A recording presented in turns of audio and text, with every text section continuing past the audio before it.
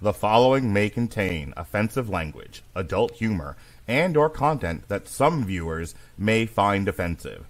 The views and opinions expressed by any one speaker does not explicitly or necessarily reflect or represent those of Mark Radulich or W2M Network. Please listen with caution, or don't listen at all.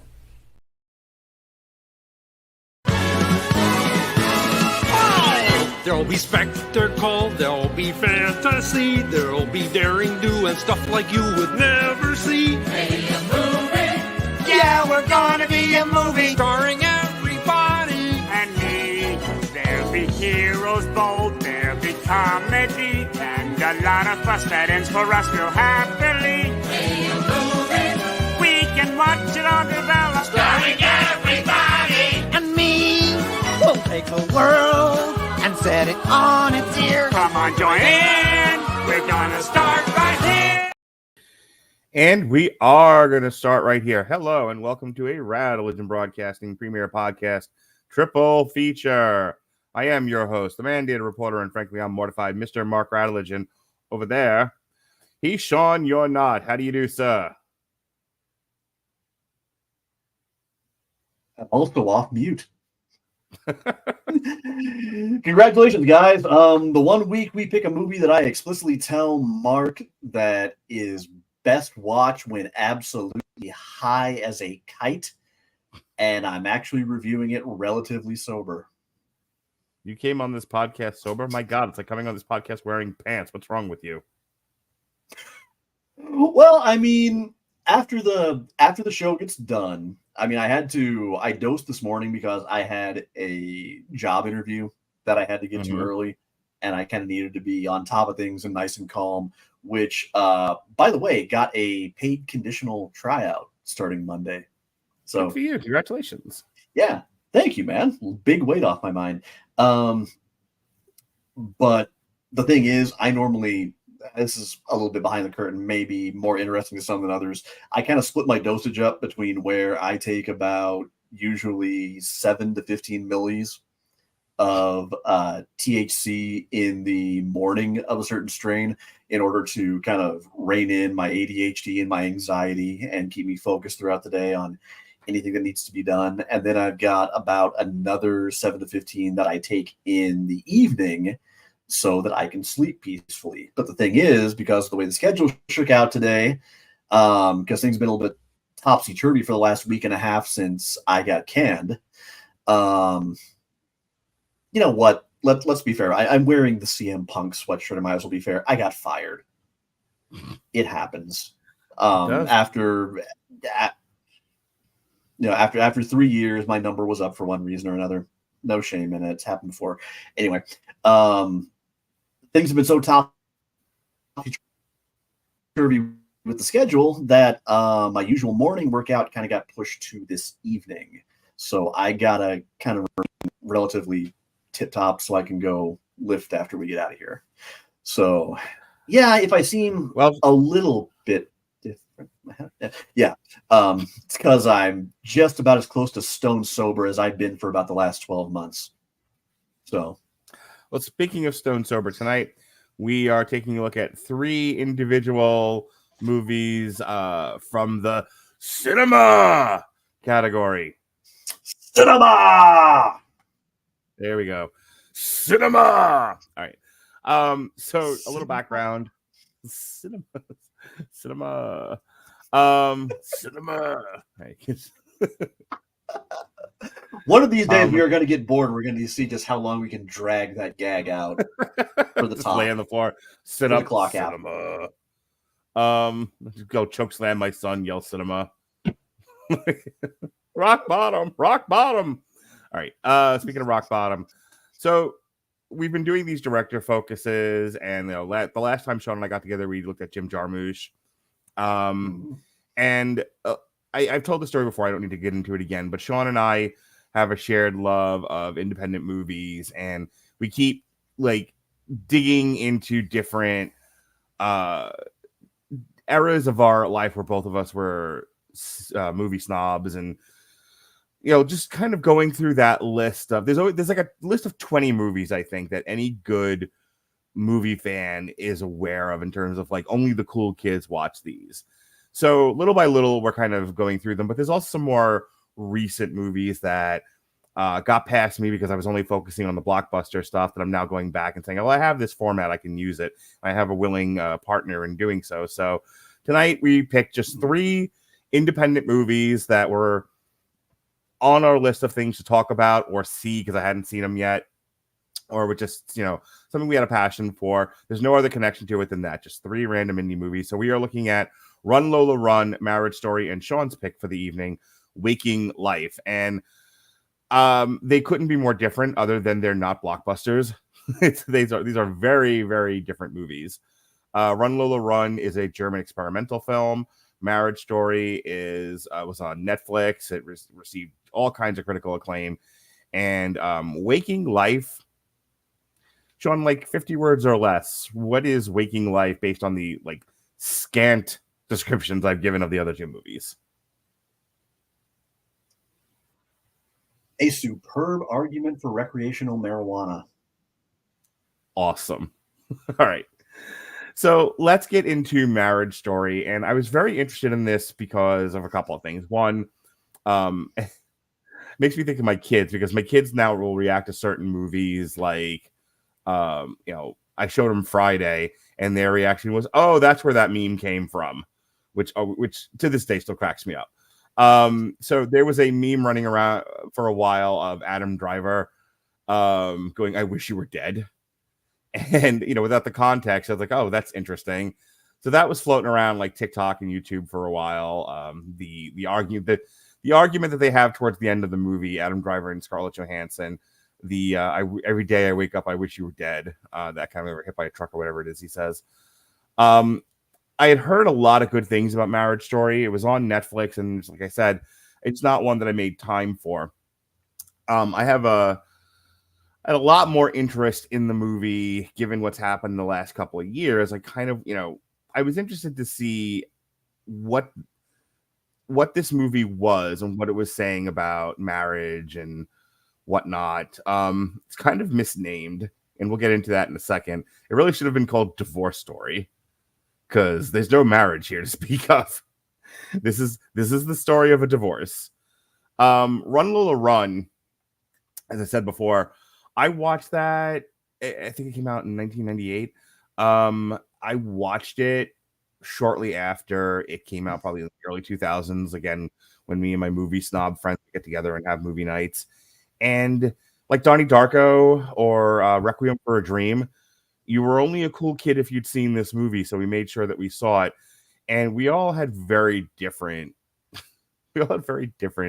reactions to it. Personally, I think I think Run Lola Run goes down as probably one of the more disappointing movies I've reviewed for a show. Yeah. Had you ever seen it before? Yeah. I suggested it for tonight.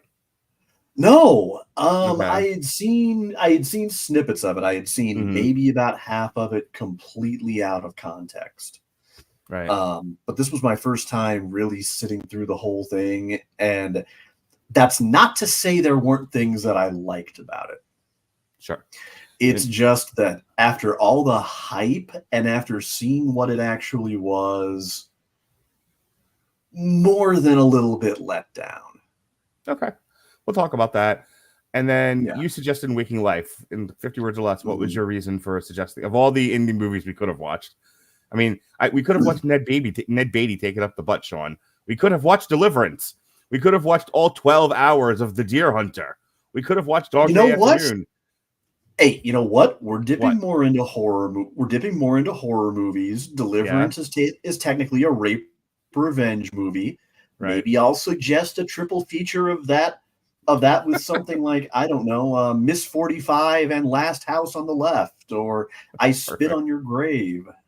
Something that will really traumatize the fuck out of you with this one. But you wanted to know what inspired me to suggest Waking Life. I'll give you the short version. Way back when I was a sophomore at the University of Missouri and really kind of starting to spread my wings beyond the limited cultural horizons of my upbringing. I had a roommate who was a big fan of the broccoli. And I, of course, I was still young, naive enough, and still very much a cop son to the point where there was no way you could convince me that Dare had lied to an entire generation and that getting high once was, in fact, not going to lead to me performing despicable sex acts behind a Walmart for crack and selling families' feet pictures to buy a pipe. And so he suggests it to perma-sober me and does throw in there, it's really best after you've gotten good at high. Miraculously, I watched that thing sober as a fucking judge, as a Salt Lake City judge, and I still found it utterly fascinating because it was so different from anything else that I had seen at the time. And I didn't know better that, holy fuck, does it not age well? Okay. Oh my God. Once you hit a certain age and once you've kind of watched it with a little bit more of a critical eye, all of a sudden it goes from being this really quirky, thoughtful, lost art house favorite to all of a sudden aging like a raw chicken breast that has been shoved up Jason Kelsey's ass in the fourth quarter. Okay. Yeah, again, but it's another one where that's not to say there aren't things that I liked about it. It's just that kind of looking at it as a whole, man, it's not one that I know if I'll ever watch again after this review. Well, I'm glad then you suggested it. Be like, here, this movie caused me pain. I need to share it with you. All right, let's get into Marriage Story. Marriage Story is a 2019 drama film written and directed by Noah Baumbach, who also produced the film with David Heyman. It stars Scarlett Johansson and Adam Driver as a warring couple going through a coast-to-coast divorce. Laura Dern, Alan Alda, Ray Liotta, who doesn't look like the Stay Puft Marshmallow Man in this movie. Julie Haggerty and Merritt Weaver appear in supporting roles. Marriage Story received critical acclaim, particularly for Baumbach's direction and screenplay and the performances of Johansson, Driver, and Dern. Among its numerous accolades, the film received 6 nominations at the 92nd Academy Award, including Best Picture, Best Actor, Adam Driver, Best Actress, Scarlett Johansson, Best Original Screenplay. For her performance, Dern won the Academy Award, the Golden Globe, and the Screen Actors Guild Award, the BAFTA Award, and the Critics' Choice Movie Award for Best Supporting Actress. So when we open the movie, I'm not going to do a complete plot recitation, but I will kind of just go over the notes briefly here. When we open the movie, they have already decided to get a divorce. They're in mediation. And they are deciding that we're not going to do this with lawyers. We're just going to split everything 50-50. We're going to continue to live in New York because that's where our life is. Adam Driver is a successful play director. Scarlett Johansson is a moderately successful actress. And you learn over the course of the movie that Scarlett Johansson's character, and they have one son, made a fair amount of sacrifices to make their life in New York successful. She is a large part of why he is successful. She does not she does not feel seen and heard. He felt like he was kind of dragging her through the marriage and just felt like she was miserable and there was no making her happy. And so he sort of sought happiness outside of the home. Both of them care very much about the child, but they also care about their own happiness, autonomy, freedom, well-being, etc. And all of these things are clashing. But the things kind of come to a head when Scarlett Johansson takes her son out to Los Angeles, and she realizes that this is where she wants to be. This is where she'll find more success as an actress, which makes sense. She's going to Hollywood. And she wants to make a life for herself out there. But there's this little problem of Adam Driver still lives in New York, and that's where he's successful. And he wants her to stay because he does not want to lose contact with his son. And she does not want to go back to New York. And the movie is interesting because there's a lot of perspective. I once got told there's, my truth, your truth, and the truth. And it's something I've always struggled with. I was like, no, there's only the truth. But to some people, their perspective is reality. And there's a lot of Scarlett Johansson saying, this is what we talked about. And Adam Driver's like, no, this is what we talked about. And they might as well be speaking two different languages to each other. Ultimately, she pursues a divorce in California. And she's encouraged by her lawyer to file in California, do everything in California, make a life for herself in California. And Adam Driver keeps having to come back to California from New York to fight this divorce. They destroy one another. They allow the lawyers to do what lawyers do, discredit essentially the opponent. Every little thing becomes what was once we're just going to settle this by ourselves becomes everything is a fight, and they go out of their way to make the other one look bad in court, which leads to Scarlett Johansson and Adam Driver having the big famous scene that I talked about earlier, where they're having an argument in Adam Driver's new California apartment. And that's where a lot of the resentment that had been building between the two just sort of explodes. And that's why he says to her, every day I wake up, I wish you were dead. If it didn't affect our son, I wish you were hit by a truck. So that being said, there's an appointee of the court that is going to see that visits with Adam Driver and his son to determine, how good of a parent is he? Is he somebody that should be able to have contact with his kids or not? And then the same thing has to happen to Scarlett Johansson, and then this person also has to talk to neighbors, talk to family, and make a determination for court. In the course of doing that, Adam Driver just sort of gets frustrated with the whole thing and ends up cutting his arm, not purposefully. It's an accident, but in the attempt to kind of stand on airs, he just finds the whole experience to be miserable. So he gives up the fight to move them back to New York. He concedes. He moves to Los Angeles, and he just sort of starts all over again, directing plays out there. And they finalize their divorce. They share custody, and they kind of make somewhat of an amends with each other, but as much of an amends as a former husband and wife can make. And that's where the movie ends. I'm going to go ahead and keep talking for just a minute. I want to get my thoughts out there. I talked a little bit about this when I watched the movie, and then I immediately went TikTok live. Just sort of had a brain dump when the movie was over. So I'm not gonna lie and beat around the bush. I'm separated now from Melissa. I have been since August of 2023, and I thought this movie would affect me more. I was waiting for it to affect me more.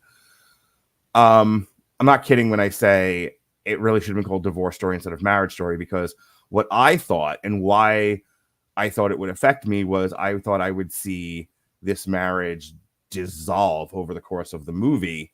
And, that fight that they're having is before they decide to get a divorce. And I thought I would see parallels to what I went through with Melissa definitely over the last 3 to 4 years, but over the course of 15 years. And there's some of that. They sort of treat the marriage in the movie like the bank robbery in Reservoir Dogs, where you learn a lot about their marriage without ever having seen it. I don't recall there being a flashback in this movie. They don't spend an extensive amount of time talking about it, but in the course of having a current fight, a disagreement, argument, what have you, they're bringing things up from their past.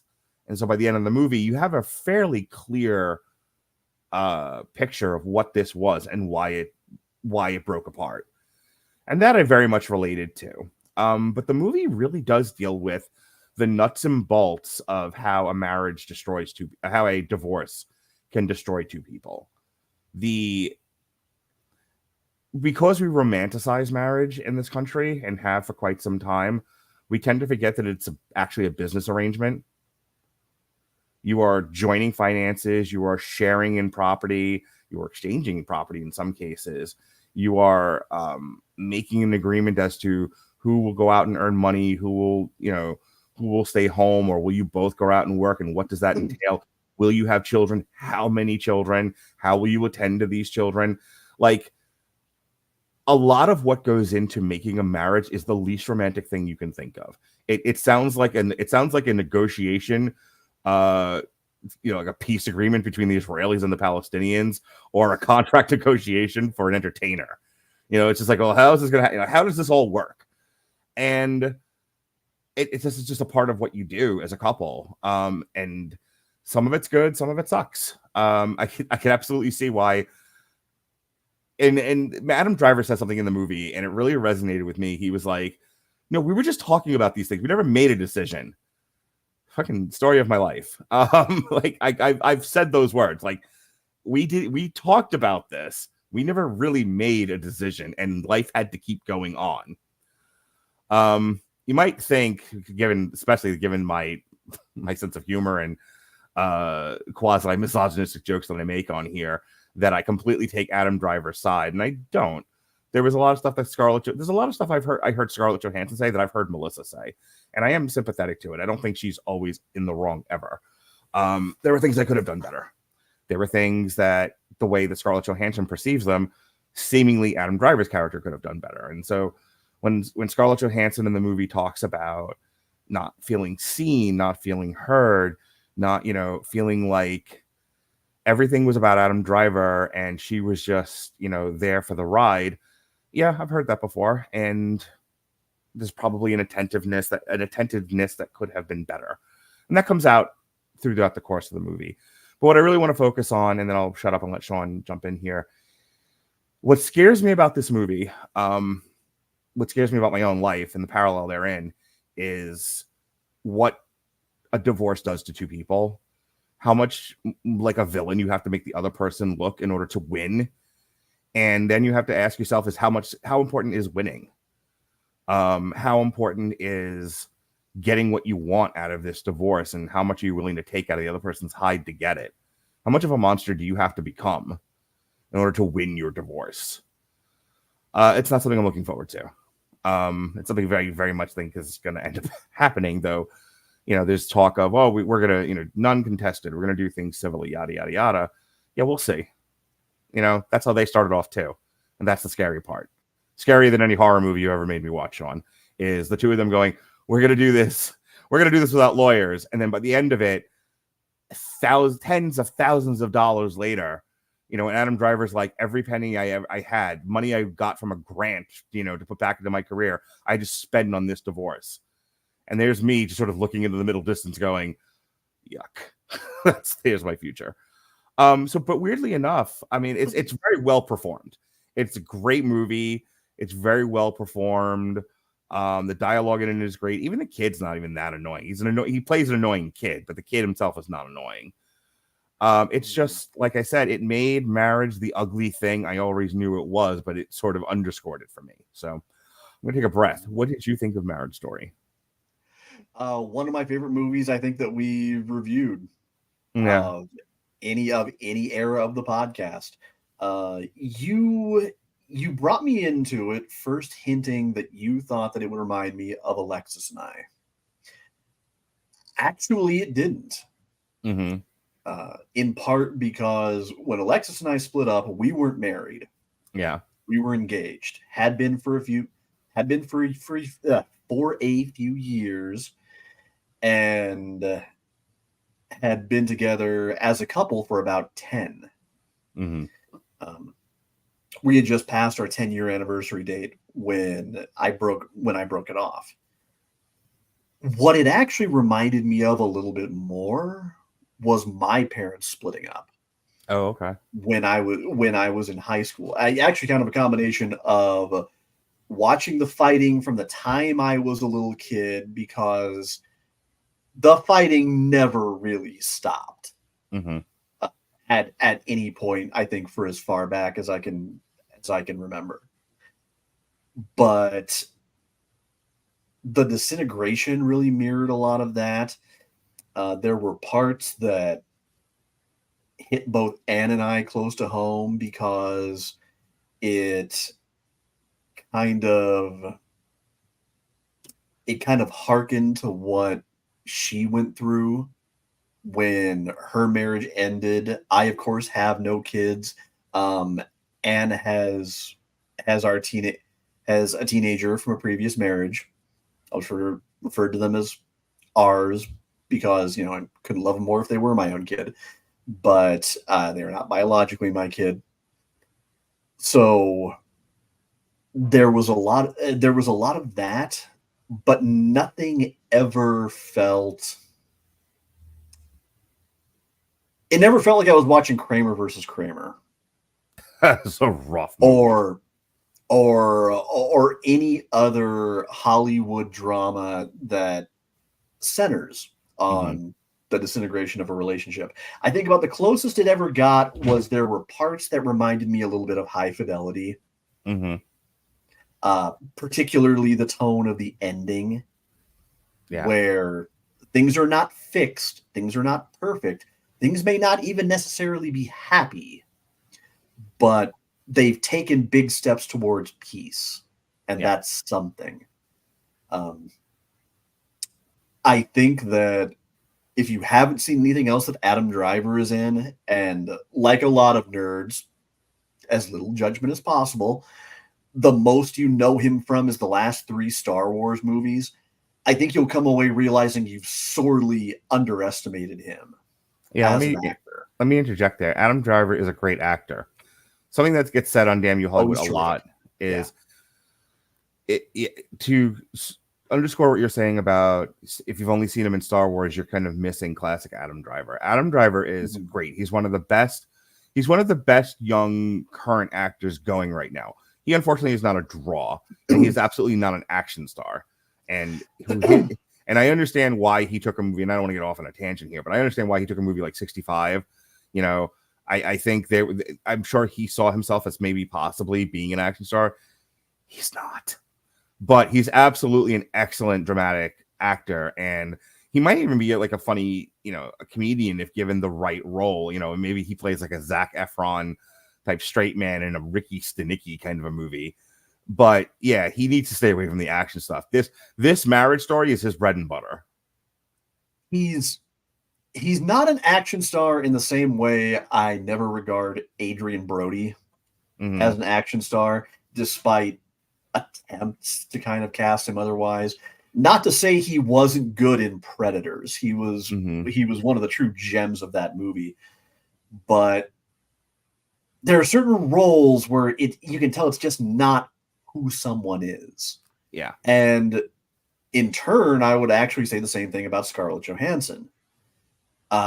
She comes in for some deserved shit sometimes. And as coming across sometimes as extremely titled when making some extremely questionable decisions. Okay.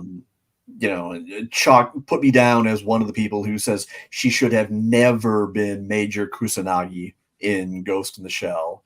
Correct. I distinctly remember her being absolutely indignant that trans actors in Hollywood rose up and went, really? There's so many of us out here looking for work, wanting to play our people, and you're just gonna put the knockout A-lister out there as one of us. Just thanks for that.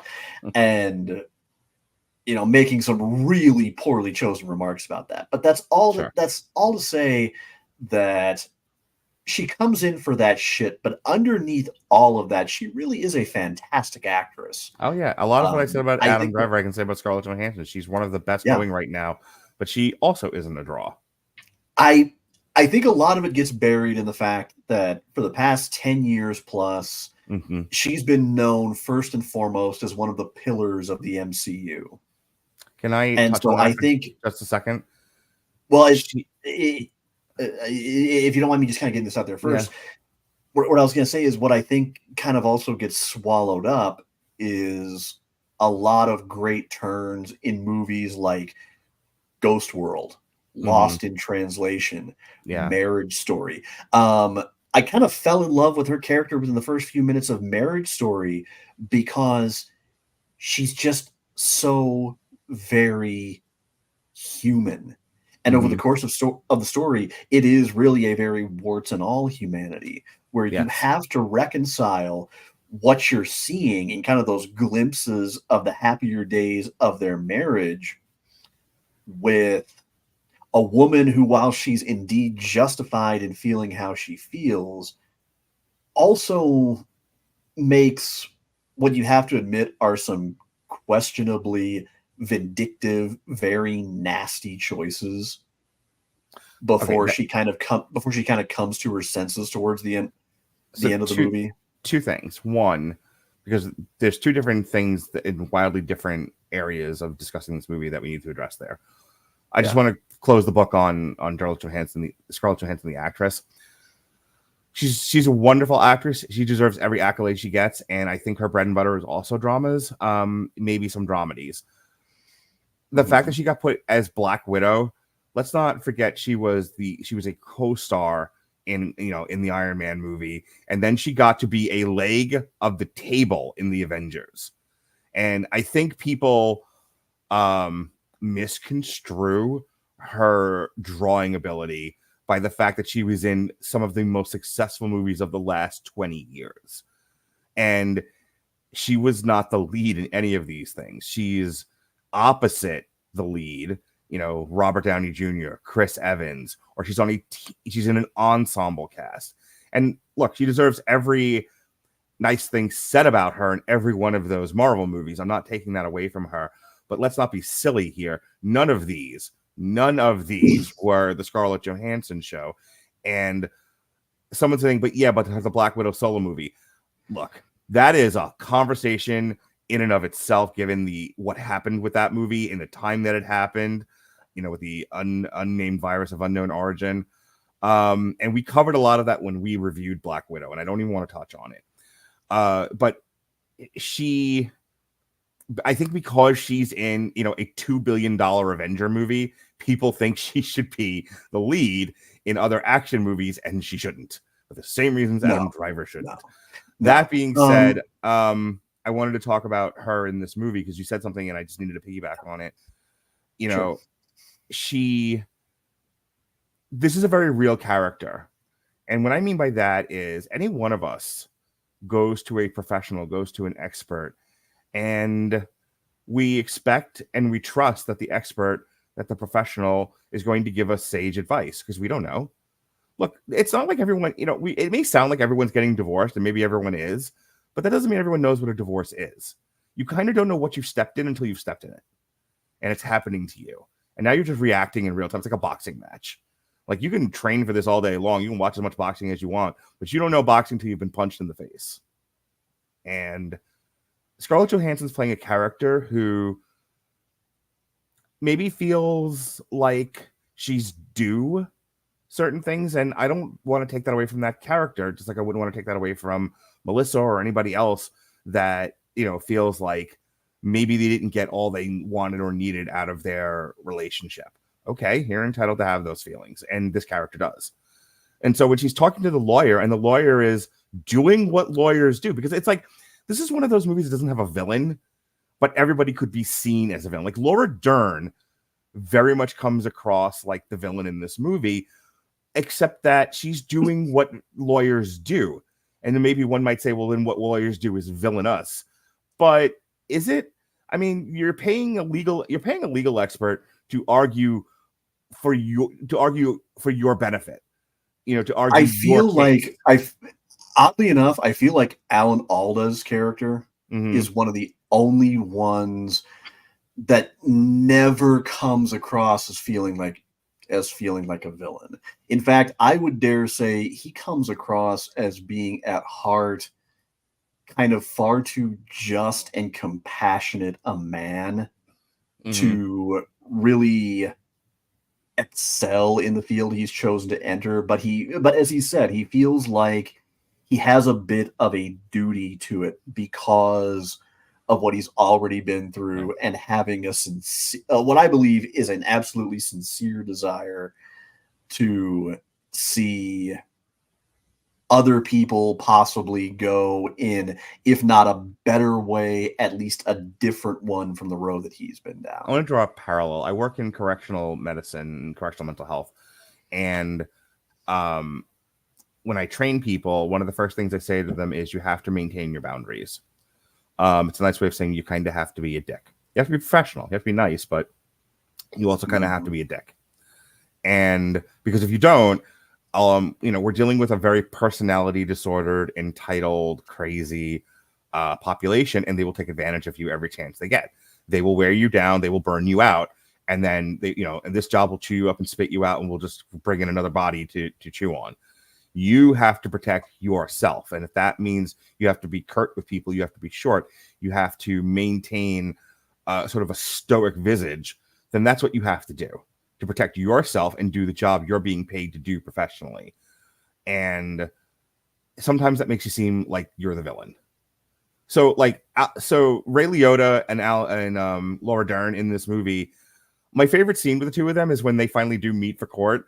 Over whether they can go back to New York or stay in California, and they're just hugging and kissing, and they're asking like how each other's family are doing, and they could not be happier. All love until they're in front of the judge, doing their jobs. That's my point, you know.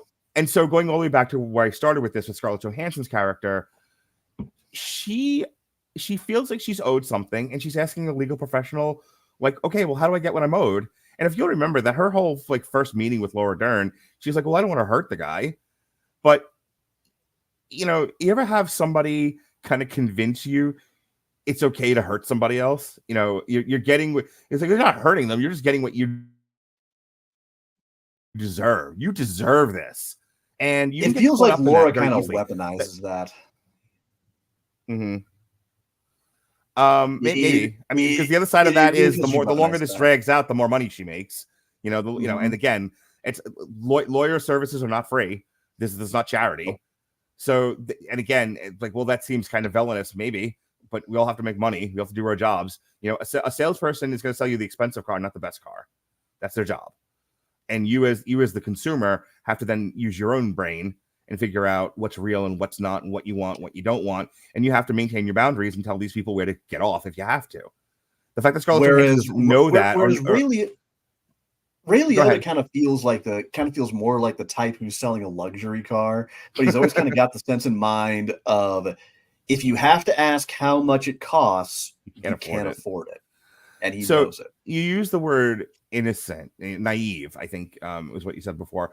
And I don't disagree with that because I think that's the character. I think she had some feelings, or as the women around me would say, she's in her feelings. And she just wants to be heard. She wants to be acknowledged. She wants her thoughts and her feelings and her needs to be attended to, finally. And there's Laura Dern doing all of those things. And before she knows it, she's wrapped up in this whole thing.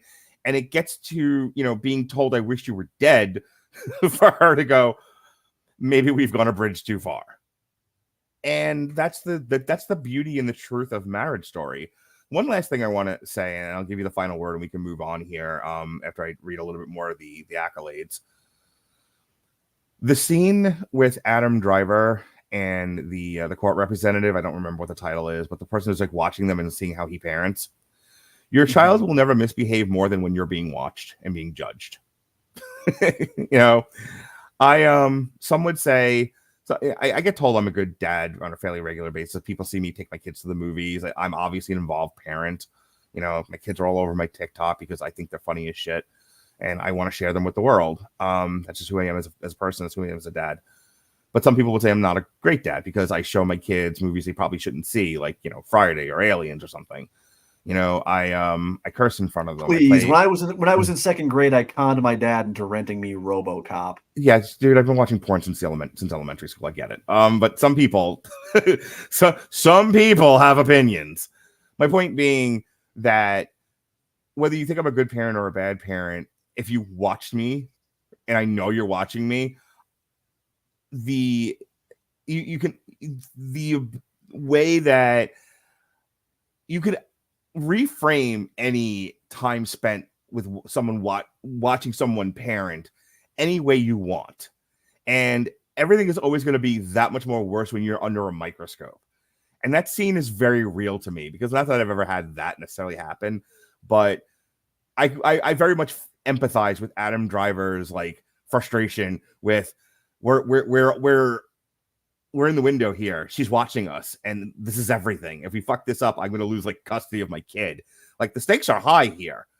Which, as an aside, as a movie craft aside, your stakes don't have to be if we don't get the thing, the planet will blow up. Sometimes the stakes can just be, if I don't make this meeting go well, I'm going to lose custody of my child.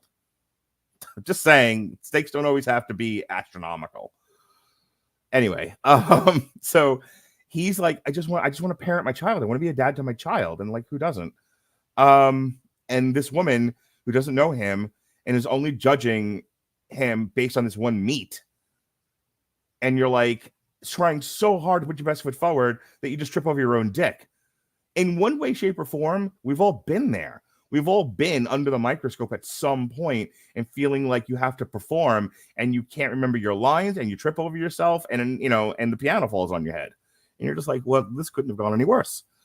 And then you need the kid to cooperate, and the kid's just like, today will be the day that I'm gonna run around naked and put Jello on my head. Like, yesterday you were fine. Tomorrow you'll be fine, but today is the Jello on the head day. Why? Why do you hate me?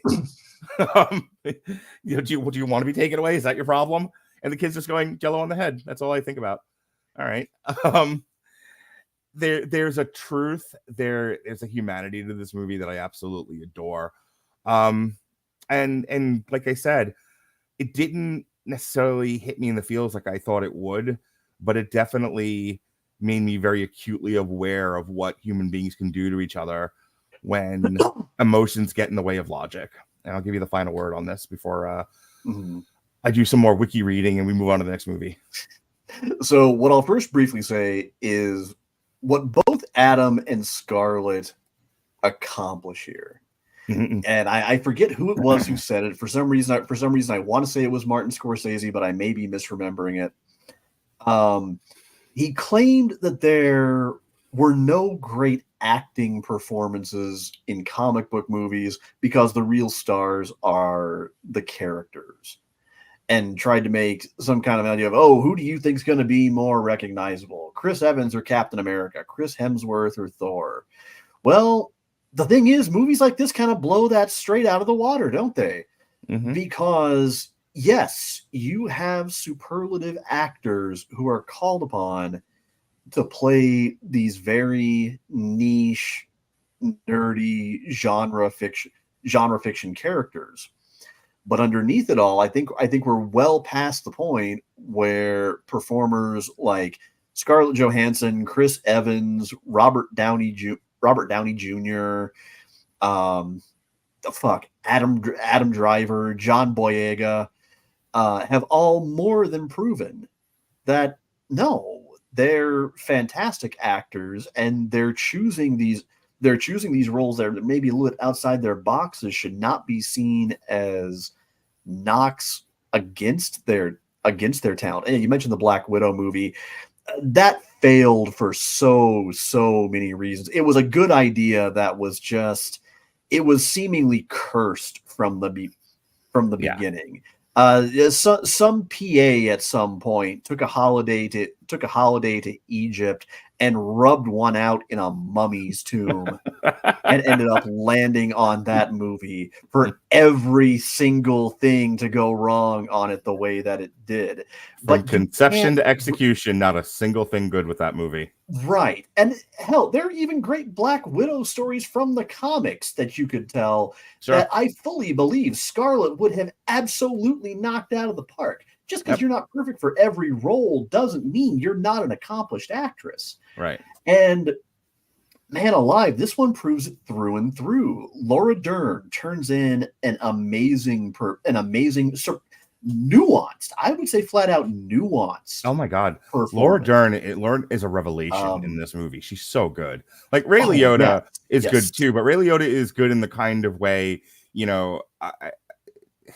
So when we've done podcasts in the past, and I'm not doing one because I'm not feeling it tonight, but also there's no reason to. But Sean has heard me yell things about like Denzel Washington in Training Days jamming his dick into things, and because I'm funny and I'm exuberant, and apparently I'm a Gemini, from what I've been told. This is what we do. I'm just sitting here being loud and obnoxious and screaming, and it's funny in that Sam Kinison kind of way. And that's kind of Ray Liotta in this movie, where he's a great actor, but all he has to do is be loud, obnoxious, and an asshole. Like, okay, great. There's no nuance in Ray Liotta's performance. He's another one who could have just walks in, unzips those dick on the desk, and goes, "Here I am." Yeah, he's one of those people that, rest his soul, was seemingly one of the most talented, gracious men to ever make a name for himself, playing utter scoundrels like Paul Krendler in Hannibal, Henry Hill, of course, in Goodfellas. The absolute howitzer of a game-ending divorce attorney that he plays here, and he brings so much charisma to all of them. But at no point in this movie is anybody ever being so much larger than life or chewing so much scenery that they're taking in, that they're taking away from a story that really flies right in the face of, you kind of mentioned how sort of overrated marriage is at times. One of the many reasons why I try to keep conversations about relationships short with evangelical Christians, especially ones of a certain age, because at certain point, the conversation will come out of, "In my day, if something was broken, we fix it. We didn't throw it out." Blow it out your ass, all of you. There's also the phrase, you know why divorce costs so much? Because it's worth it. Because sometimes it is what you have to do. Sometimes you have to end a marriage in order to save a relationship. In order to save a family. Can I throw something in there real quick? Have to do. So go ahead. I get asked only because I when you said it, like I needed to underscore it with this small anecdote. I get asked all the time, like, how are your kids handling everything that's happened over the last couple of years, the change in relationship dynamics, the ending of a relationship, et cetera, the moving in and out of people in this house. And I tell them my kids are doing great. They do well in school as long as we stay on them and we make sure we do the job of the good work of parenting, which is you have to make sure your kids are doing what they're supposed to, because they might not. But they're obedient, well-behaved, well-spoken, nice children who are friends with anyone that they come across. I couldn't have asked for two better kids. But does that answer how they're doing?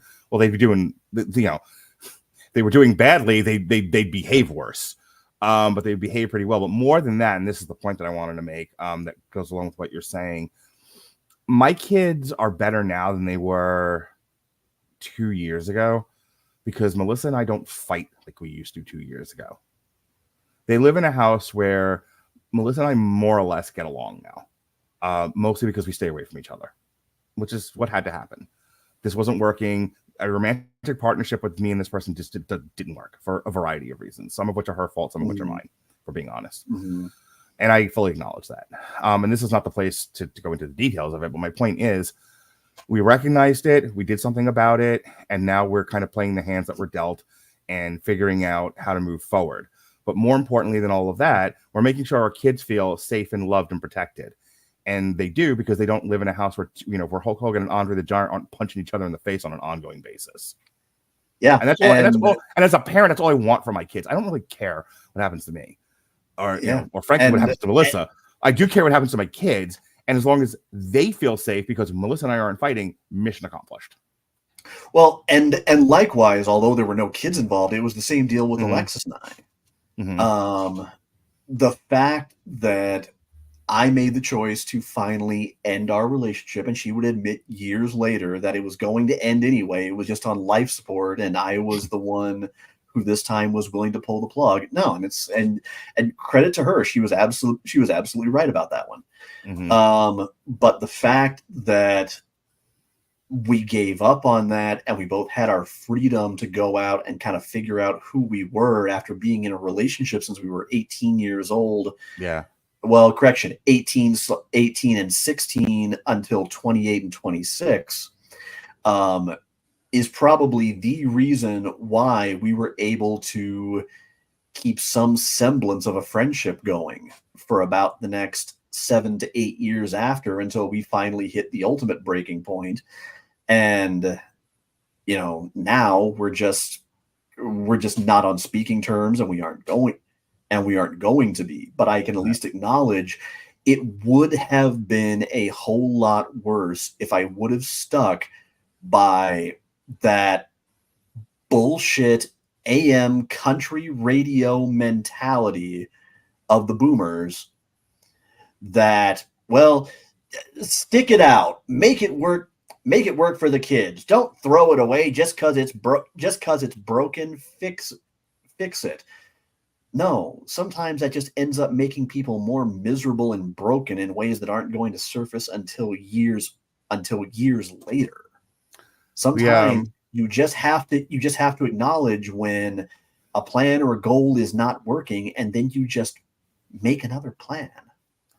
We had dinner together at the table, all 5 of us tonight, and we laughed and we joked and we had a conversation. And I looked at my kids and I was like, they're happy.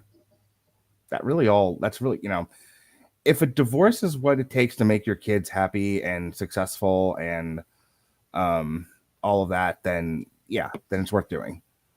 And there's all kinds of other terrible reasons that a marriage should have to come to an end, domestic violence and all of that kind of thing. We don't have time to get into it now, and we shouldn't, because this is about the craft of the movie. But that's the point. Marriage Story, Divorce Story, as it should be called, was really about how you can lose sight of what's important, even in something like the dissolution of a marriage. And it's important to keep in mind that you are dealing with a human you once loved, and you have in other words, see it. Yeah, wherever absolutely. You are in a relationship, see it. So real quick, list of accolades. It was nominated for Best Picture, Best Actor, Best Actress, Best Supporting Actress, and Best Original Screenplay, and Best Original Score.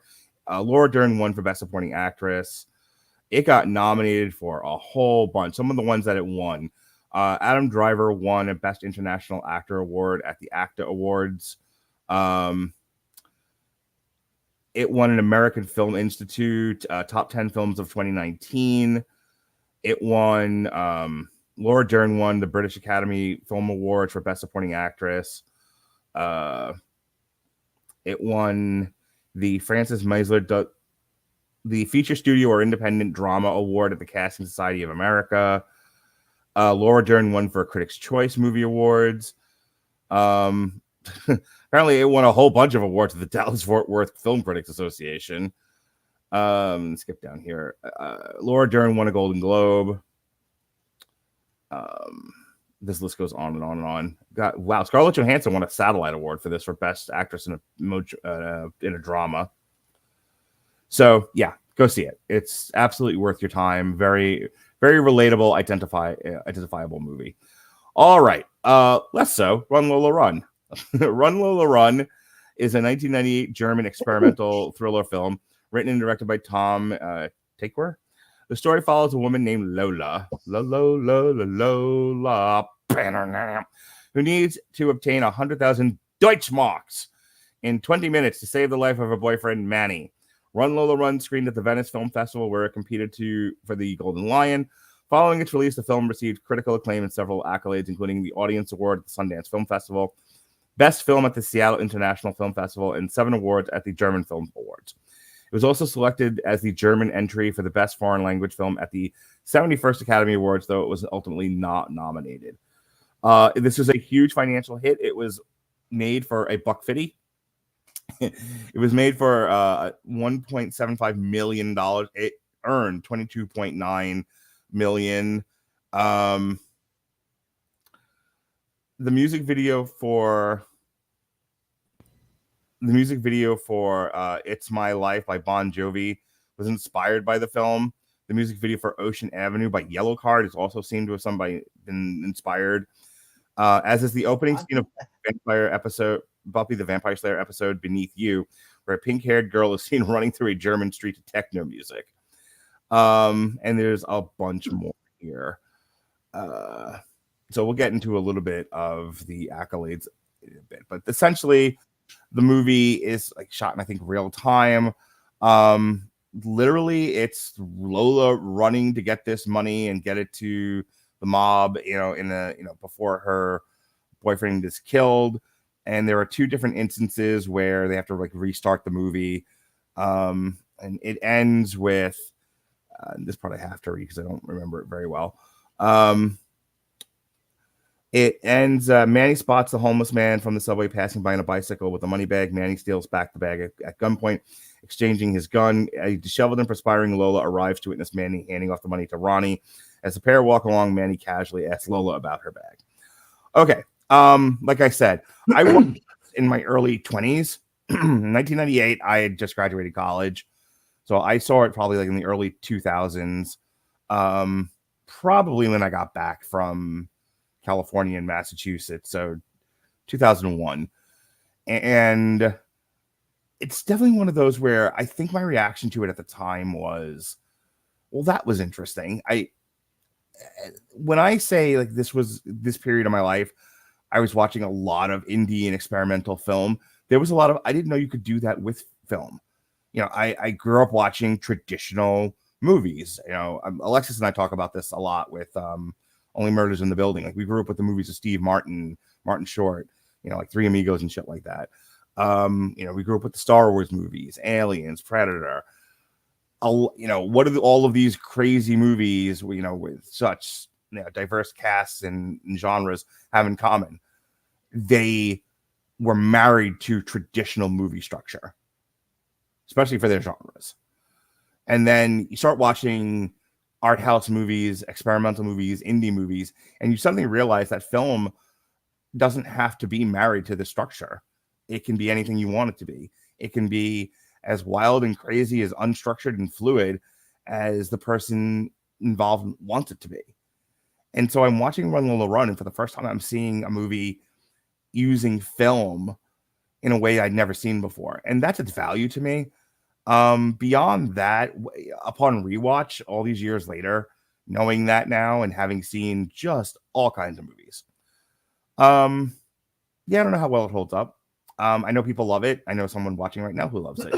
I can't wait for you to talk about this movie.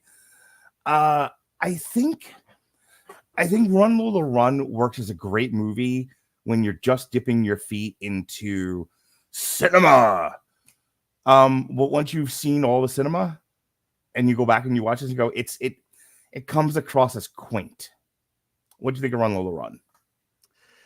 Oh boy. I tend to find that when it comes to European directors, there's a much more kind of rough-hewn, authentic intensity to any action that they shoot. It's not quite as balletic as I think a lot of Asian action can tend to be at times. Mm-hmm. I don't think their action kind of leans quite as much into the explosive bombast of American action cinema in many cases. But if you watch something that's made by a Guy Ritchie, mm-hmm. or one of the Nolans, or the makers of Run Lola Run, wasn't the guy who made the first two Bourne movies also British? I'm I have to look. blanking. Yeah. Anyway, but in any case, it doesn't feel like you're watching a stunt show. Right. The actual physicality itself, it feels kind of appropriately brutal. Yeah. In the way that, again, Guy Ritchie, for some reason, is one of the ones that I keep coming back to, especially if I had to kind of liken it, the feel of it to anything, it would maybe to Lock, Stock, and Two Smoking Barrels. Mm-hmm. But well, and then the craft. I love the craft of it. I love the bit with the animated short. Mhm. I love the way everything is framed, everything is shot. There's some interesting transitional devices throughout it. I think it's a very clever kind of economy, having the fact that the story reboots itself Mhm. with Lola making slightly different choices each time, because then you can reuse a lot of footage, and then you just have a couple extra shots to distinguish it as being entirely separate. So I imagine it's got to be super efficient to make things that way. I think the Economical. performances, yeah, economical, yeah. It's a bit thrifty in a way. Um, the performances never felt cartoonish or over the top. Um, it lets you kind of really settle in without having to suspend too much disbelief, except for one small problem. I hate the butterfly effect cop. The whole idea of telling a story where if someone had just made this decision just a little bit differently, this is how everything else would have turned out. Yes, But the problem if is Woody people had do gone to the that, and if then Woody had gone to the police, this would have never have happened. they abandoned any notion that it's somehow important that you ever explain how that causes things to turn out differently, rather than just Lola made the decision to jump over the dog on the stairs and then barked at it, and so that way the guy with the bike no longer got his ass kicked, and there was no longer the car accident, and the lady that she almost bumped into that might have stolen a baby all of a sudden finds Jesus, and becomes a boring church. It's a gateway to lazy writing. It can work in the right thoughtful hands. One of the best examples I can think of would be the Doctor Who episode Turn Left. Mhm. The really short version of it is it's a Doctor Light episode, one of the ones that they shot so that whoever was playing the Doctor could have a little extra time off between episodes, but they still keep a production schedule up.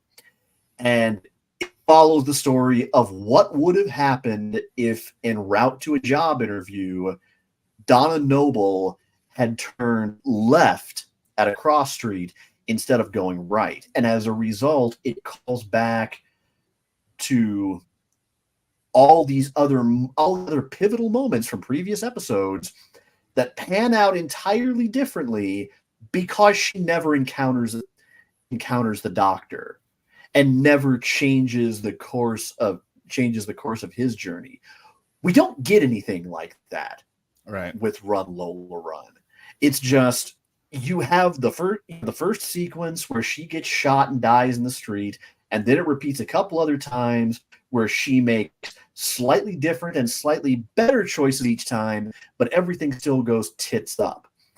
And it all culminates in an ending that makes absolutely the least fucking sense of anything else in the entire fucking movie. Yeah.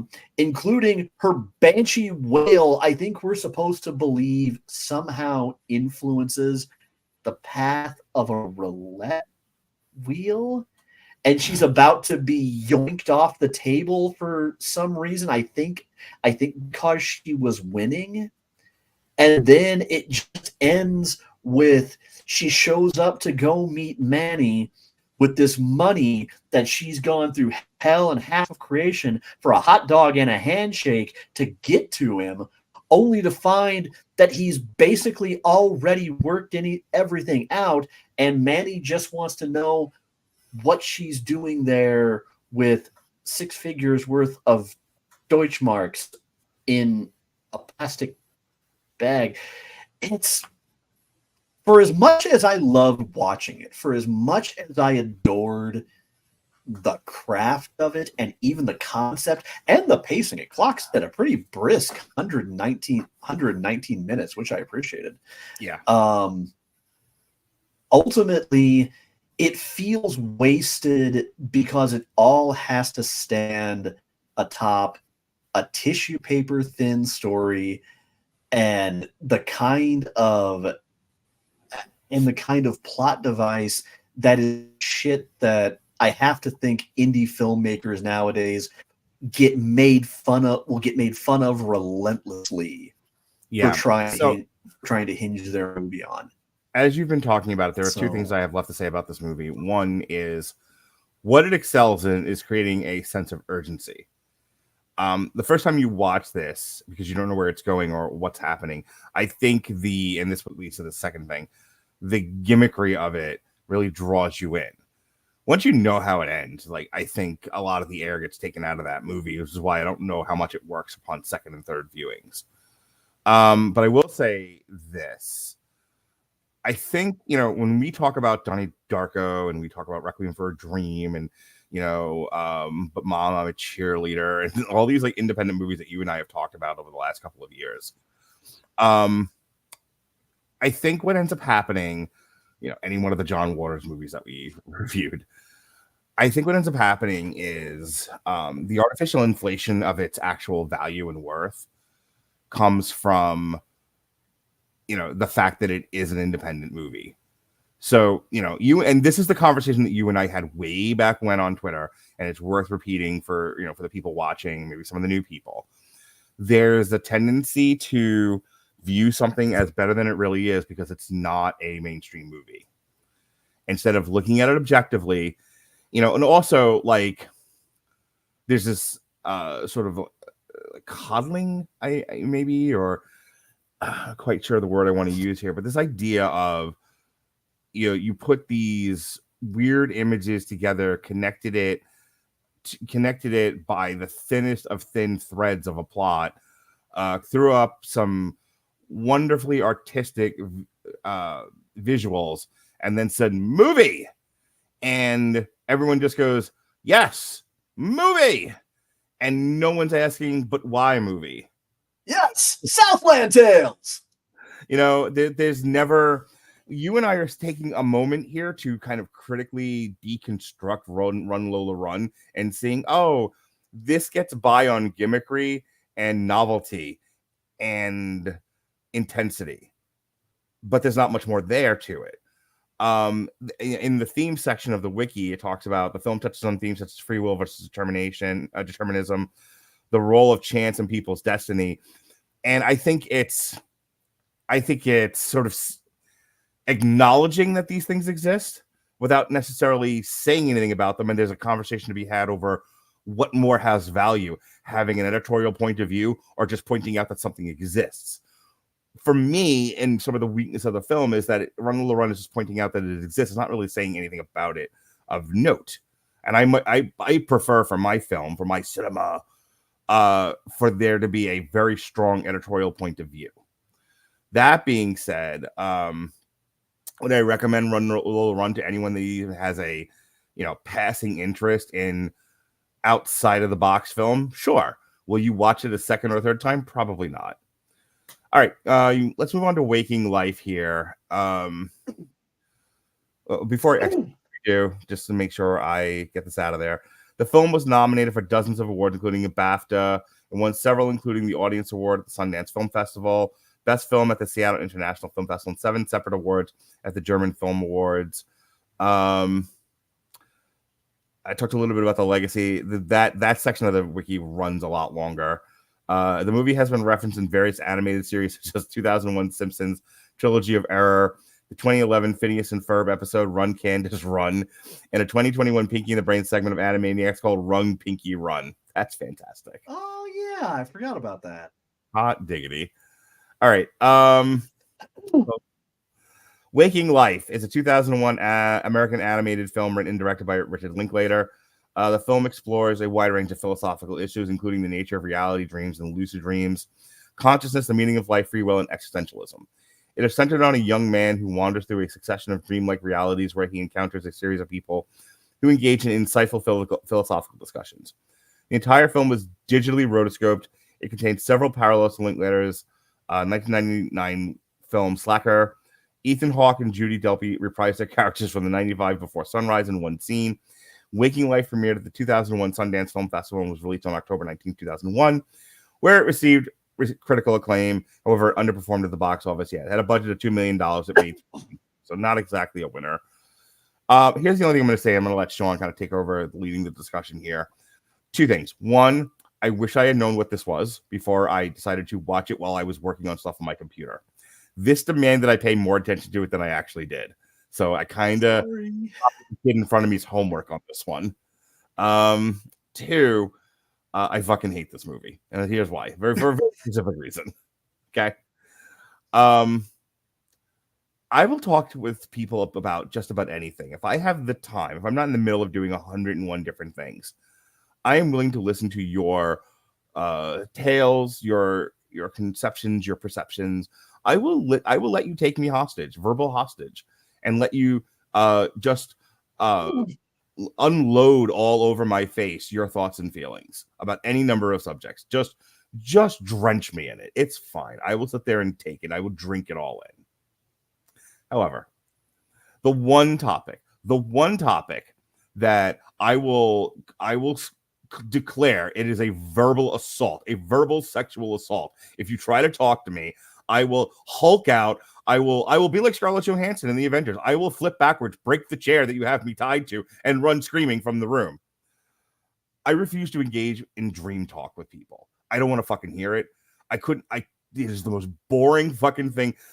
I will talk about anything that people think is boring, and I will find a way to make it interesting.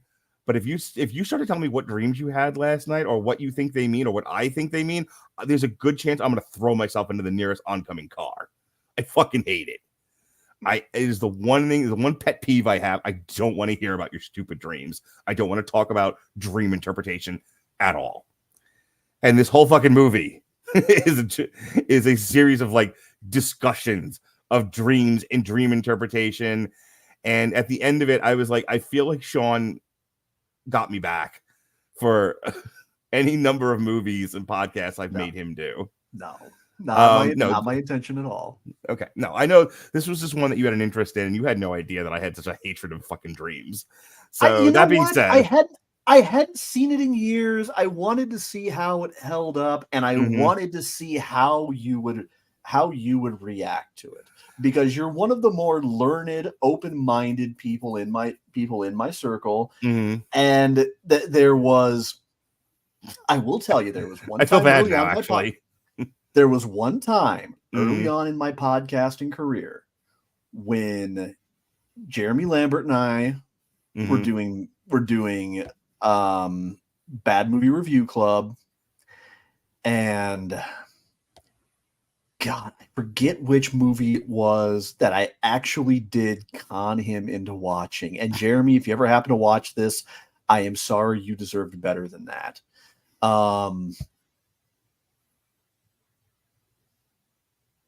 I want to say it might have been The Room that I can't. God, now I'm going to be racking my brain all night, even when I'm trying to work out, trying to remember what it was that I swerved him into reviewing, and I think he immediately hated me for it. Yeah, for me, I got Jason to watch Nerdland when we did a triple feature of animated movies, kind of centered around America, the motion picture. And to this day, Jason still brings it up. It's like the worst thing I've ever done to him. I'm like, oh my God, get over this. I think Waking Life is I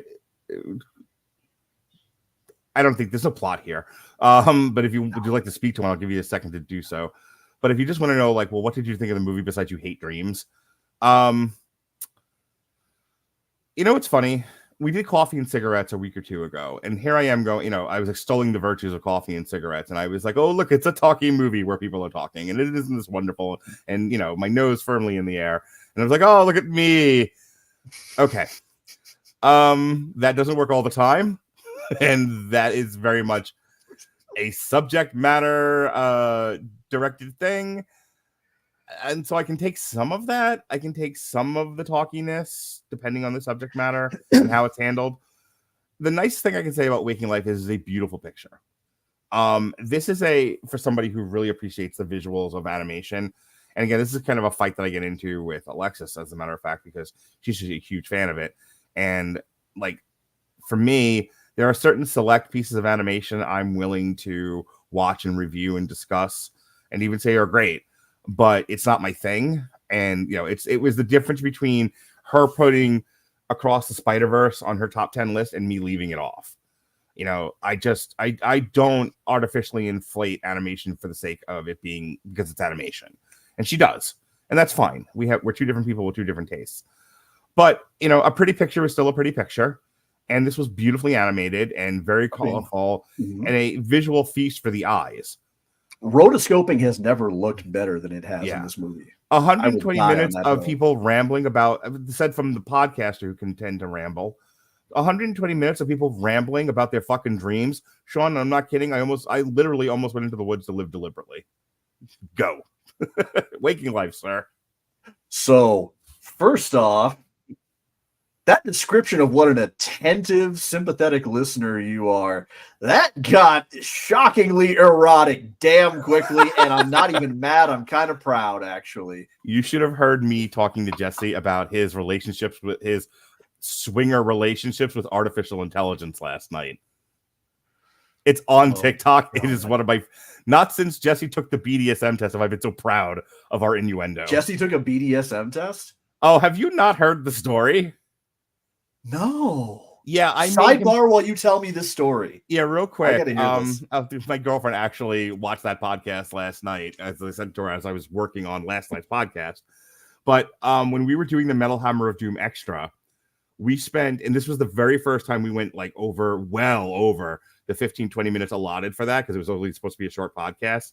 We were doing Fozzie's, I think, Sane that night. And I told Jesse, like, hey, this will only take a few minutes. Didn't realize how long it was going to be. I was like, I have a really funny gag for the show. He was like, okay, lay it on me, Big Daddy. And I'm like, hey, there's this online quiz, and if you fill out this quiz, it'll tell you what percentages in the poly BDSM kink community you are. And he was like, this sounds great, do it. And so for 45 hilarious minutes, I made vanilla-ass West Virginia, Ohio business school, married since he was 12, 3 kids having, basketball fan, fucking Cleveland Browns, comic book reading, kapow, I want to be a Jesse too, Jesse Starcher, take publicly the BDSM quiz, all 100 questions. Sean, I've never laughed so fucking hard in my life. I always quit podcasting because I wasn't getting any funnier than that. You know what? Jesse taking that quiz, and if you had me take that quiz, two completely opposite flavors of entertaining. Yeah, it's as funny as it is because he had no idea what the fuck any of those things were. I'm like, Jesse, are you a brat? He was like, maybe I'm bratty. I don't know. Like he was like coy and demure about it. It was really funny. I swear to God, it was the high point of my fucking podcast career. And when people ask me, like, what do you, like, when they have really no concept of podcasting, like, what do you do? How does this work? Like, what kind of stuff do you do? Like, that's the episode I send them now. Like, you just listen to me and my friends publicly humiliate one of my other friends for laughs. It's great. In any case, look, I just want to throw this out there. Yeah. Because lately there have been a few hundred of you at a time who have been watching on TikTok. First off, hi. Nice to see you all. Thank you for showing up. Please stay hydrated. Number 2, if you ever get it in your head to start hitting Mark and I up for me to replicate this experiment on a show, be extremely careful what you wish for. I'm not Jesse. Yeah, no, you are not vanilla. I'm just there saying. Was a period of anyway, time back to Waking Life though. Yeah, after I made him do the BDSM quiz, there was a period where I wanted everyone to do that. I wanted the entire Radulich and Broadcasting volunteer. Network. Yeah, I'm sure you do. I wanted Robert to do it a lot. Robert was really funny about it because Robert, like, you wouldn't think of him as like a ghetto personality, just like a real tough guy. Robert Winfrey, the Mormon from Utah. No joke for people who don't know that. Actual Mormon from Utah, my buddy from Damn You Hollywood. But he kind of was just like, he just threw his dick out on Damn You Hollywood one night and he was just like, I don't need your fucking quiz. Like, oh my God. Robert, like, I can tell you Robert is. He threw down, man. He was like, I can tell you what I am right now. And I'm like, no one wants to know. No, number one, speak for yourself. Number two, Robert is one of the least straight-laced Mormons I think I've ever met in my life. And I would remind you, I lived in Phoenix, in the East Valley of Phoenix for 4.5 years, just a stone's throw from Chandler and Gilbert. So real but quick. Yes, anyway, we're talking about Waking Life. Well, the only reason why this got brought up was because last night Jesse's talking about all the different artificial intelligence programs that he uses, and I determined that he was an artificial intelligence swinger, that he wasn't poly because he doesn't have like a romantic attachment to any of these. He just uses them for what he needs them for, and he throws them to the side, see? And so he's a swinger. He's not poly when it comes to his artificial intelligence. And Jesse, like, one of the best guys I've ever worked with in podcasting, because he never knows what I'm going to throw, but he always runs a route and catches it somehow. It's great. I love working with Jesse. He fucking catches every ball. All right, Waking Life, go. All right. So I will straight out say this is the movie that you show to college and freshman sophomores without realizing they're going to mistake this for what depth actually is. Welcome this to is Comer and Mark shit on indie movies.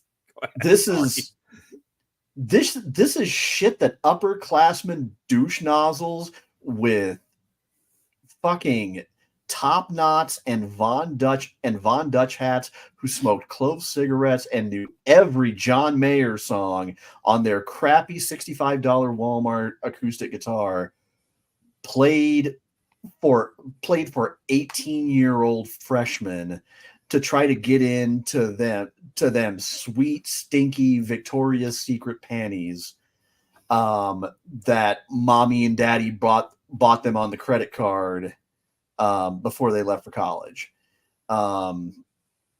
Because it holds up until you've heard actual worldly wisdom. Because the other problem is the fact that you mentioned coffee and cigarettes. Coffee and cigarettes at least has some charm in places because it's people talking to each other. Right. It's the Wu-Tang Clan and Bill Murray. It's Tom Waits and Iggy Pop. It's Alfred Molina and who was he talking to? Remind me. I'm spacing. Yeah, just keep going. Yeah, anyway. It's people talking to each other. It's an actual exchange of ideas.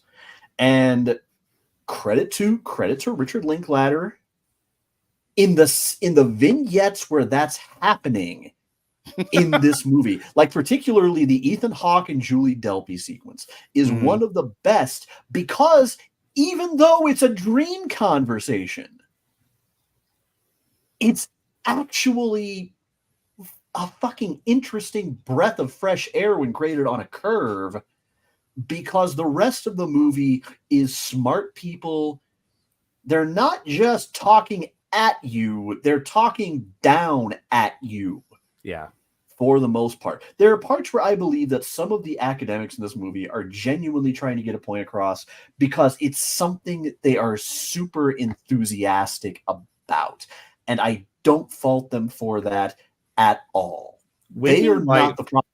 Waking Life feels like the world that Wes Anderson would create if he were God. I beg to differ, because I believe Wes Anderson would have made them actual back and forth, tete-a-tete conversations. They would have been people actually exchanging ideas. And that is not what the ideas in this movie are. You have, I believe, genuinely brilliant, well-meaning, enthusiastic people, and I am drawn in by how passionate they are about these ideas. That's not bullshit. That's not sarcasm.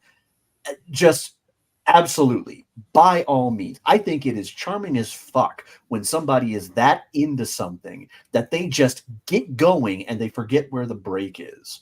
Sure. But therein also lies the problem, is the fact that there's nobody to generate a rhythm. You're not watching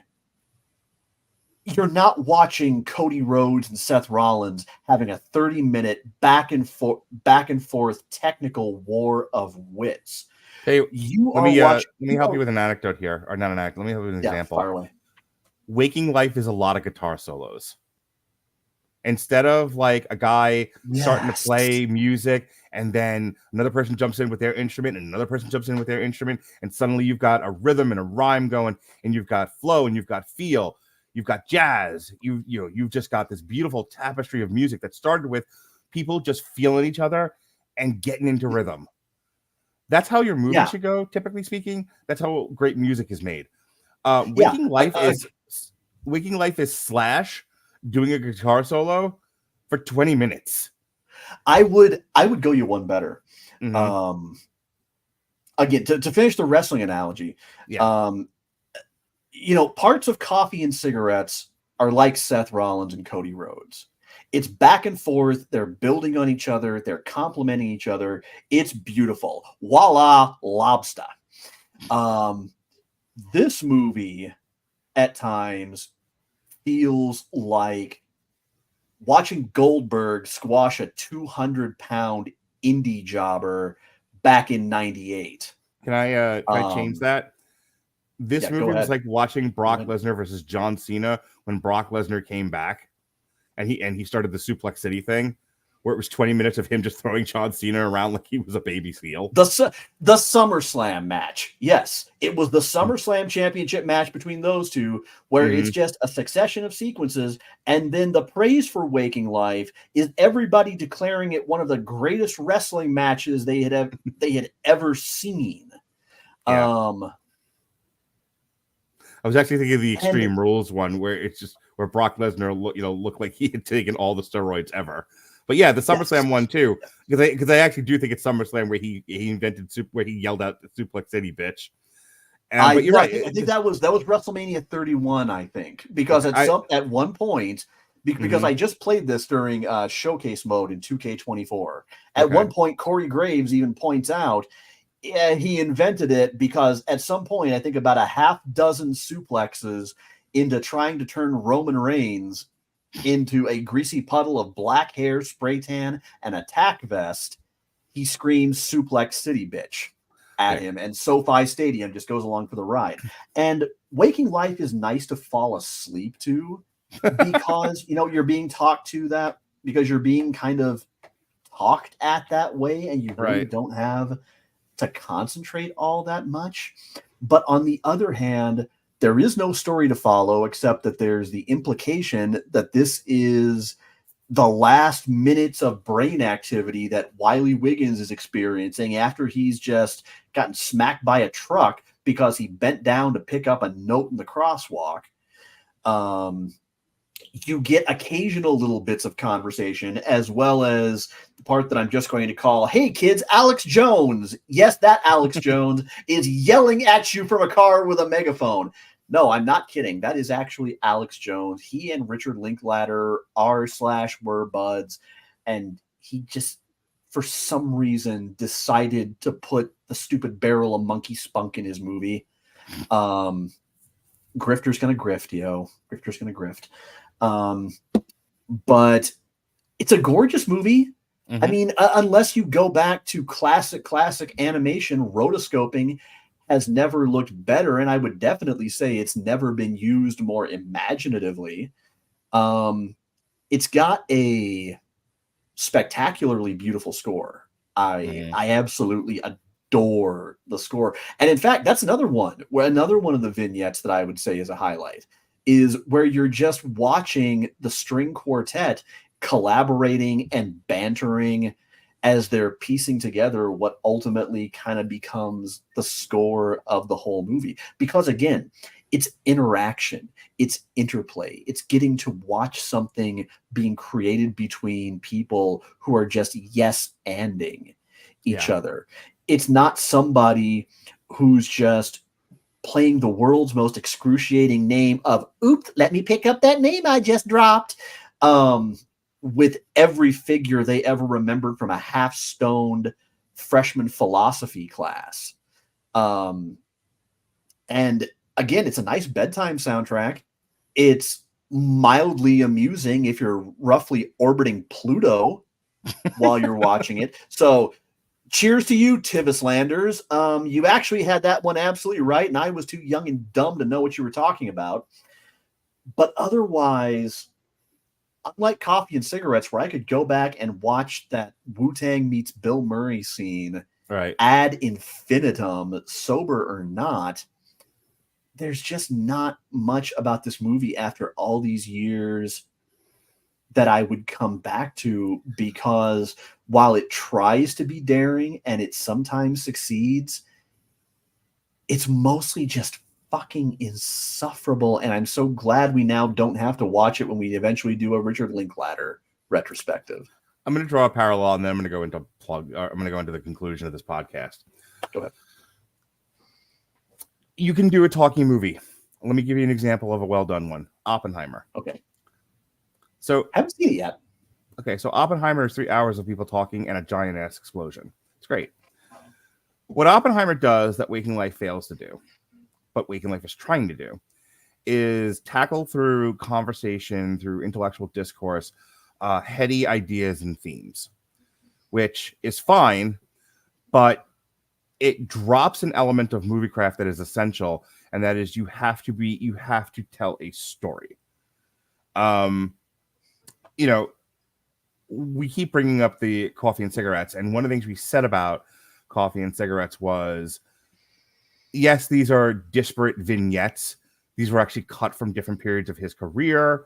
Jim Jarmusch, it's a compilation movie, but there are there was some through threads in there that you could pull out to go, okay, this is one of the things that unifies this movie.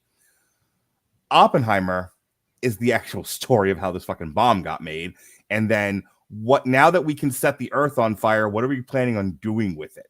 What does this mean? How do we live in a world where we can now eliminate the human race in a matter of minutes? How does that affect us? And Oppenheimer dealt with all of that while still telling you this story, while giving you characters, while taking you on a journey, while having these characters go on a journey.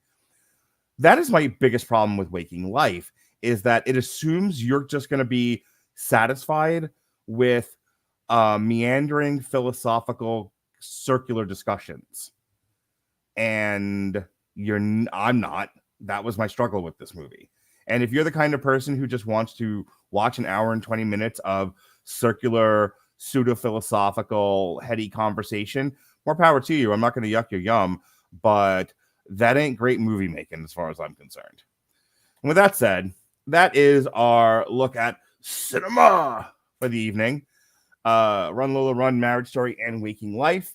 Yesterday, as I said before, myself and Jesse Starcher did the Metal Hammer of Doom Jukebox. We looked at Ailstorm, Voyage of the something or other Marauder. But we also looked at a couple of videos, one of which was Diggy Diggy Hole by Italian dwarf band Windrose, who I saw in concert with my date. We had a good time with that. Jesse, I don't know if you know this, Sean. I don't know how much you participate in it. You see what happens in the chat, but Jesse used artificial intelligence. One of his partners. He generated an entire album of songs based on food he eats, and we reviewed this masterpiece, this magnum opus, live on the Metal Hammer of Doom Jukebox. I have to put this out there because I'm conflicted about something. Okay. And I know that in particular, Benjamin J. Cologne may be listening to this, and I know he has strong opinions about AI, and I understand. I will say that I use it sometimes for some things. I use a couple of the chat bots in Messenger because sometimes they can be good, engaging sources for some information. Or if you even just need to word vomit about something and there just happens to be nobody around, it's like better than nothing. When And sometimes they actually come up with something useful. When Melissa and I first split, and I needed to kind of figure out her behavior so that I wasn't constantly in intense like mental agony, I would I would talk to Chat GPT and have it spit back at me what this means.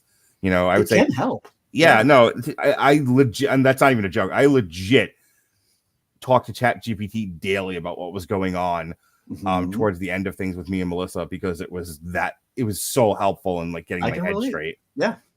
So you're I point that out because at the same time, I avoid under every circumstance I possibly can interacting with anything on social media that employs AI generated art. Songs, videos, scripts, like images, what have you. I avoid it for a number of reasons, but mostly because I believe in the value of the human integrity and element in creating art, even if it's creating something imperfect the first time, but you keep going and you keep learning from it and you keep getting better. That's the part that I really value. That's the good stuff for me. But that being said, with the more that I've heard about what Jesse does with AI and how even he's said he kind of uses it from kind of an inventive, almost therapeutic standpoint or a cathartic one, I've really come around to where I kind of appreciate what he's doing. I know you're not for that very reason, because like you said, he came up with a song based on food. An entire album based on food. He came up with a song based on an argument Bailey and I were having. Bailey had this sort of existential fucking epiphany where he was like, I no longer care about anyone's opinion. I just want to enjoy stuff. And I was like, that's great. Jesse, make that into a song, but make it a pirate shanty. And he did. And and I listened to it 20 times in a row while I was preparing this podcast tonight. I'm not even going to lie about that. Here's where I'm going to defend Jesse. I know you're not necessarily attacking him. That's not what I'm saying. But I'm going to defend Jesse. No, quite the opposite. I'm going to defend Jesse in the use of AI, and then I'm going to continue with the plugs. We wouldn't be here right now if for not the democratization of talk radio. Okay. Podcasting was, early, no barrier to entry into a place that previously had an extremely hot, very few people got into talk radio. That's what made Rush Limbaugh a billionaire. That's because he was one of the few that got into it and was good at it and got paid his worth. Whatever you think of his political opinions is irrelevant to me. The man was one of the best at what he did. And they took what he did and said, what if everyone can do this? And here we are 20 years later, because that's how long I've been podcasting, since almost 20 years, so 2006. We wouldn't be here right now if they didn't allow to knock down the barrier to entry into a particular art form. So when I look at what he's doing with artificial intelligence, I don't look at it as the way some people do, which is, oh, well, this just unemploys humans from doing creative jobs. No, it gives people who struggled with wanting to be creative a tool to do that. It gives them another kind of canvas and different kinds of paints to do their art. I don't feel like the studios using AI to disemploy people is a whole other argument, and that's not good. And that is something we've talked about on Damn You Hollywood a few times. But to say, and I know this wasn't what you were saying, but some people are, well, we shouldn't have artificial intelligence that creates art. Well, that robs Jesse of a creative outlet he didn't have before, and why are we doing that to that poor guy? If you take away some of this democratization of the creation of art, you take away podcasting, and which then robs me of a social outlet I've had for 20 years, plus a creative outlet and a therapeutic one. You take away artificial intelligence, that creates art. You take away Jesse's creative outlet, and And a lot of this stuff is, it's one thing when you start like, well, what if he makes money off of it? Well, that's a different conversation. But right now, this is all hobby. Yeah, exactly. And that's the point. Yeah. I like to think there's a difference between people like you, me, and Jesse who are using it personally for various reasons. But then it's another entirely when you have people who will create something with AI and either try to con people into believing that it's actually their work, or will flat out try to argue that they should be placed on the same level as people who create things organically. Alexis and Robert apparently had this discussion on their review of which in our archives for Damn You Hollywood, Late Night with the Devil, in their news segment that they did, because they didn't do a money segment because we had just done that with Ghostbusters. They talked about people making AI art and then selling said AI art as original copy, which is wrong. All right, that being said, that's what we did on the Metal Hammer of Doom jukebox last night, in addition to making innuendos about Jesse swinging with artificial intelligence, which is the best part of that entire episode. I was quite proud of myself, if I do say so. Speaking of things I do say so, me and Ronnie Adams talked WrestleMania weekend on Monday on an episode of the Whiskey Rebellion. So that's this week. Next week, we have no bananas. Monday, we've got Chris Owens from Movies That Don't Suck and Some That Do will be coming on Damn You Hollywood with myself and Robert Winfrey, and we will be discussing Civil War. Like, I'm an American. Yeah, but what kind of American are you? Let me tell you what kind of conversation that generated at our dinner table the other day. In one of the few redos that we're doing from the original run of Long Road to Ruin, myself and Sean Comer will be doing the entire Lethal Weapon movie series, all 4 movies. Wednesday, Ronnie Adams is threatening to do his own podcast. He will be on with Pat Mullen and Adam something or other from his old Screaming Boy podcast show. They will be reviewing Fallout, currently on Amazon Prime. No show Thursday, but a special Friday show. This is a reschedule from January. Myself and Chris Bailey will be doing a Long Road to Ruin for the 2 Flintstone movies. The Flintstones, starring John Goodman and I believe Rick Moranis, and then, God help us, Flintstones Viva Rock Vegas. I don't know which is worse, Waking Life or Viva Rock Vegas, in terms of what I'd rather be doing versus being, shot in the kneecaps. All right. Check me out I'm at Mark Radulich on TikTok. I'm also MarkKine76 on Instagram. All of our stuff. If you found us on YouTube, then you know where we are on YouTube, but W2Mnetwork.com on YouTube and Twitch. Sean, show us where you piss from. You can find me just about anytime over on Instagram at Comer Codex, as it says there in the screen. And also, if you follow me on Instagram, you can also find me on Threads. Same kind of deal. For the last few weeks, I have actually been back to streaming regularly on Twitch again. Lots of Overwatch. Been playing some Diablo 3 with Anne. Getting to some story-based stuff. We've been really enjoying playing Cult of the Lamb, where we just discovered that sometimes our cultists come to us and ask us to help them eat shit. Literally. Don't ask. It's a deeper game than it sounds like, but just, yes, out of nowhere, sometimes cultists want to chow down on the brown. Who doesn't? And you can actually catch me there from about probably 6 p.m. Eastern time tomorrow night. That is April 12th, and Saturday, April 13th. From there, things get a little bit complicated, at least in the interim, because as I said before, I got fired a week and a half ago. As of today, I got a line on what looks like it could become a permanent job. However, it's in food service. I'm going to be working back of house at a local restaurant. And so that means that my reliable schedule may be going out the window on at least a temporary basis until we get things sorted out. I wish it could be otherwise, but unfortunately, bills is bills.